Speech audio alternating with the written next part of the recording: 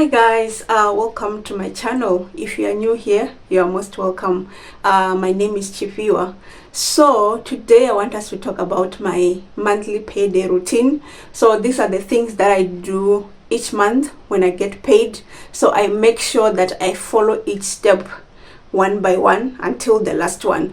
So I do hope that you can take something out of it. You can take few steps that you can implement on your monthly payday routine, whether you are paid weekly, fortnightly, or on a monthly basis like me.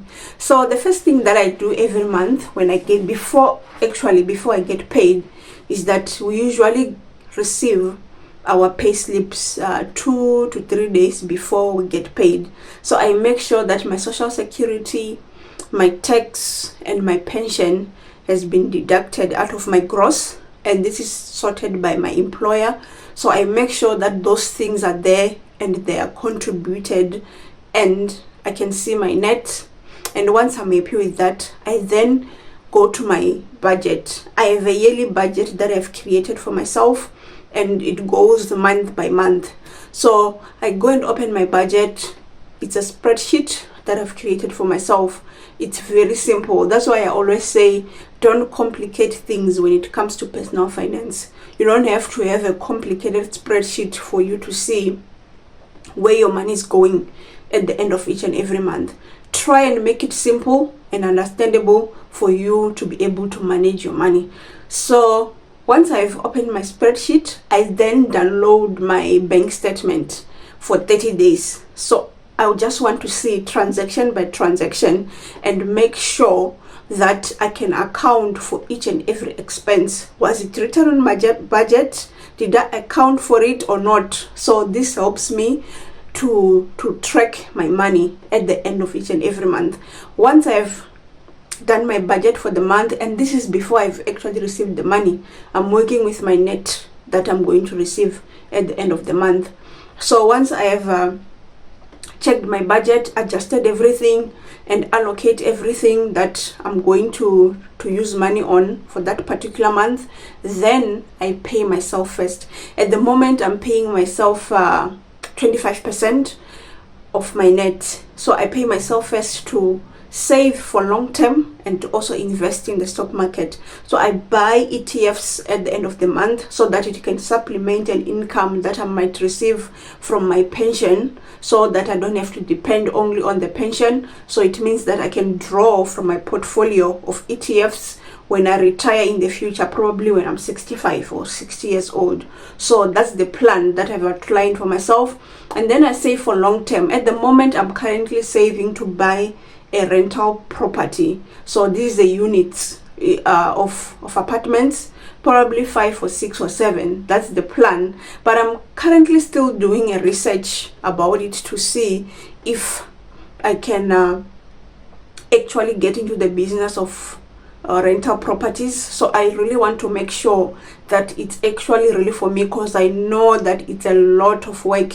It requires lots of work for you to be involved in each and every step with your tenants, managing, paying the bills and everything. So I'm taking my time while I'm also trying to save as much as I can for me to invest in the future. So once I've paid myself first, I then move on to paying or saving for my emergency fund. At the moment, I have a 6-month emergency fund, but because I'm currently living in the UK and I'm from South Africa, I feel like if I do decide to go back in the future, it means that I will have to leave my current job, maybe go and look for another job in South Africa. So I need my emergency fund to be a 2-year emergency fund. That way I know that I won't have to be stressing to say I need an income right away. I know that I will have money sorted for a period of 2 years to pay school fees for the kids, money for food. Fortunately, I won't have to pay rent because we have a house in South Africa. So that's a good thing. It's only an emergency for medical expense, school fees, and food, and maybe a car when we get there. So that's why it has been easier for me to save for my emergency fund at the moment. But I want it to get to 2 years. That way I won't have to worry about getting a job right away. and I can explore my options on whether do I really need a job or can I start my own business. So those are the things that I'm currently thinking about. So once I've saved for my emergency fund, I then allocate cash to the kids. So I'm currently investing in the stock market for them. So I buy an ETF, S&P 500, and also a world ETF which tracks VTI. So that's a good thing for them. So they might use that money in the future. Maybe when they go to university, I can draw that money out. So at the moment, my kids are very young, so that's the good thing. So compound interest can actually work in their favor. So currently I'm allocating £50 for each child. So I'm quite happy with that. And once I've sorted myself out and I've sorted the kids, I then pay my bills. We pay for rent, allocate money for food. I'm actually gonna do a video on how we allocate our monthly budget for food, and then we pay for our subscriptions, and we make sure that water and electricity is sorted. The good thing is that we don't have lots of debts at the moment. It's just a credit card, a very manageable credit card that I'm keeping because I want to build up my credit record here in the UK. So I've kept it as it is. It doesn't stress me out at all because the amount is quite low. So I leave it as it is at the moment, just to be on the side, but I don't use it for an emergency. I make sure that I save for my emergency. If anything comes up, I have money that's set aside for that, and I don't have to use my credit card, but it's just there for me to have it to build my credit score.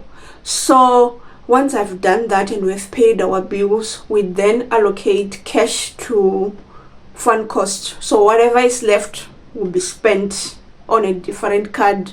So it doesn't matter. I don't even account. If I'm left with £100 or 150 at the end of each and every month, that goes towards our fund cost. So I can just spend the money whichever way I want to. Or if I have a small emergency that comes up from the kids, if they need a costume from school, maybe a particular book that they want to read, I then use that cash to buy for those stuff, and I don't have to use my emergency fund.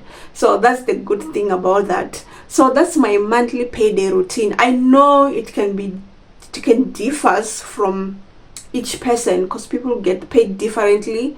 Some people get paid monthly, weekly, fortnightly, so it's different. But I believe you can take one or two things. But above all, one thing that I would encourage you to do is that create a budget. Start by creating a budget. That really helps you to see how you're spending your money, where you're allocating your money. Because sometimes we feel like we can't save enough or we can't pay ourselves first because we have lots of things that we're taking care of. But sometimes for you to be actually see that you have money or where you are spending your money on most, you actually need to create a proper budget for you to direct your money. So I always say, don't make complicated budgets. Keep it simple.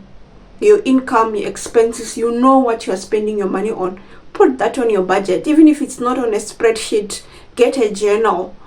Write your expenses down. Outline how you want to save your money. Because most of us, I've realized that we do actually get paid better, but we are just not managing our money in the right way. So creating a budget is the most important thing that you can do on your personal life.